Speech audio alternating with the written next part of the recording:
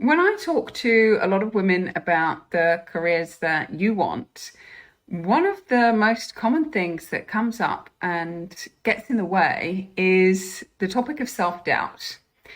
So, if you are aspiring to one day head up an insights function within a client-side organization or be CEO of an entire agency, but are perhaps doubting your abilities to get there, then this will be a great video for you. If we haven't met before, I'm Lara Meyer, coach for women who want to rise even further in their research careers with less stress and greater enjoyment.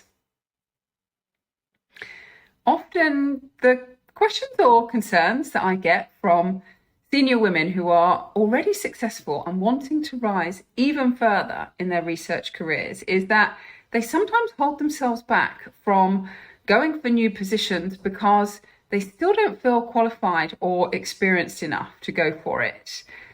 They can sometimes listen to that self-judgmental voice in their heads that says, who do you think you are to apply for this position without all the relevant skills and experience?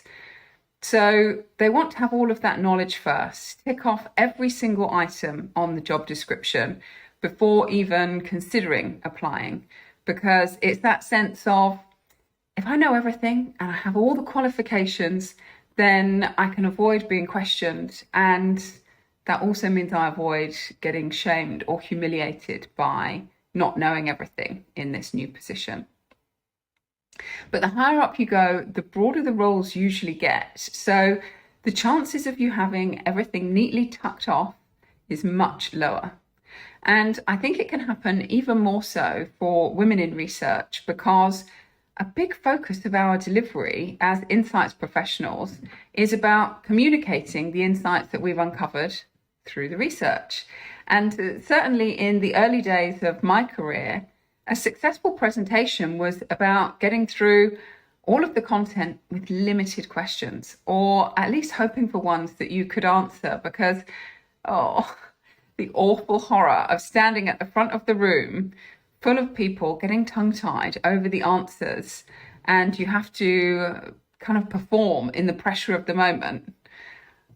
Remembering experiences like that from my early days makes me shudder even now.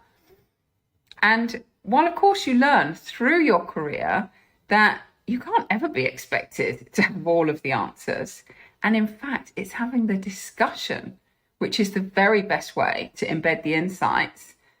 Those early experiences, they do shape us. The other common thing that I see with women that I support is that they can also be quite addicted to learning. It takes them back to a classroom environment where, let's be honest, it's safe. There is a set curriculum to follow and learn. There are clear processes and strategies to follow to achieve the outcome at the end. And you usually get a certificate or some letters after your name. And that feels great to have that literal sign of achievement. And believe me, I am saying this as someone who absolutely adores learning new things and absolutely believes in having the proper credentials in business. Is one of the reasons that gaining my coaching credentials was a real priority for me. But the problem with this is that even if you have the credentials and the years of study behind you, you can still doubt yourself and hold yourself back from applying for positions that you would really love to go for. And the longer it goes on, the longer the self-doubt sets in and can potentially fuel imposter feelings.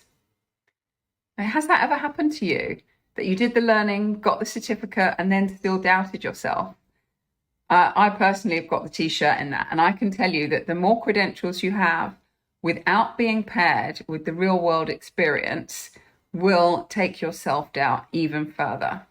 That self-judgmental voice will come back again, even louder this time probably, because now that you do have the credentials and you still are not progressing as fast or in the direction that you truly desire.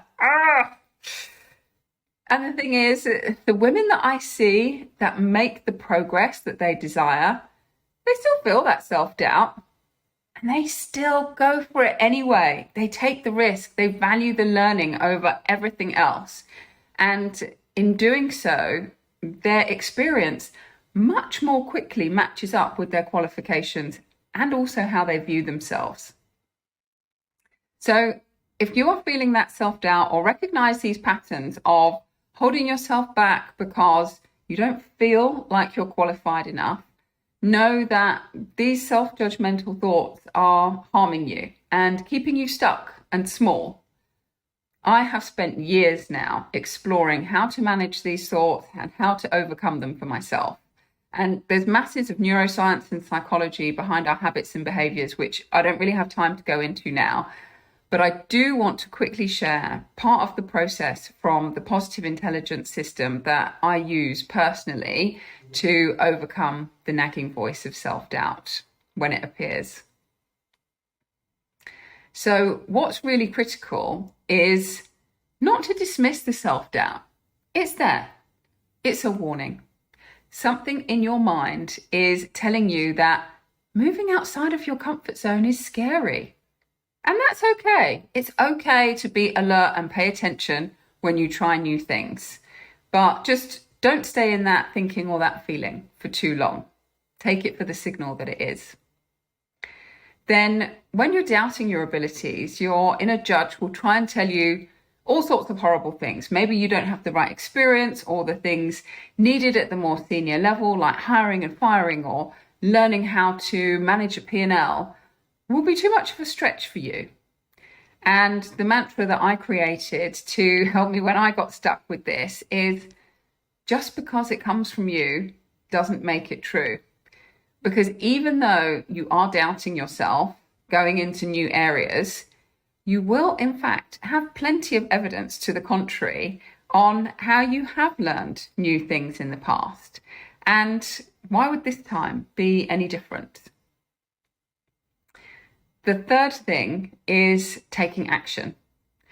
You need to take some action, no matter how small it is, towards the goal that you have in mind, because doing this usually sets off a chain reaction of other events. So it could be applying for a role that you've had your eye on, even though you don't meet all the criteria, or setting up a coffee chat with someone who holds the type of position that you seek, to learn more about what's really involved at operating at that level. You can get really creative here, but the point is, one action usually leads to another and another, and that also provides the evidence that you need to quiet the voice of self-doubt. So I hope this video is giving you plenty of useful food for thought, some context around some of the things that cause you to doubt yourself. And if your goal is to rise in your research career and you resonate with anything that I'm sharing here, then I invite you to either join one of my free virtual events where I dive into this a lot more in a 1-hour online session that happens every month using the link below, or you can drop me an email or DM me on LinkedIn or Instagram, whatever is easiest for you. Thanks for watching.